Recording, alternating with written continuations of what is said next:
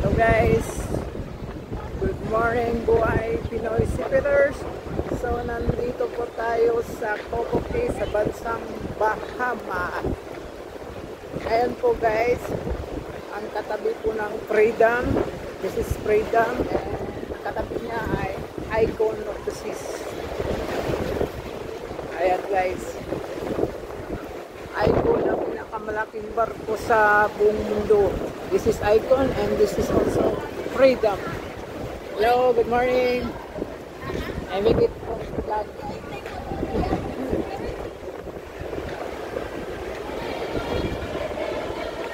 Yan. Ang Coco Cay po ay Boracay po yan. Maganda po, may water park. Marami po mga doon sa ano po to, beach po gaya ng Boracay. So pakita ko sa inyo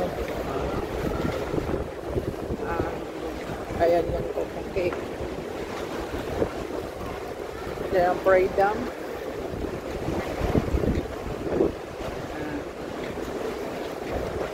Paalong po ngayon.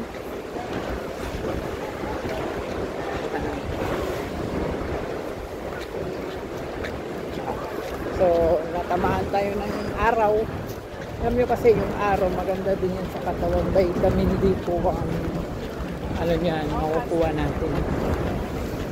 So, ngayon ito naman yung Icon. Yung Icon ang pinakamalaki or the world largest cruise ship. Yung Icon of the Seas. Natin yung Icon. Ayan. Icon Freedom saka Icon of the Seas.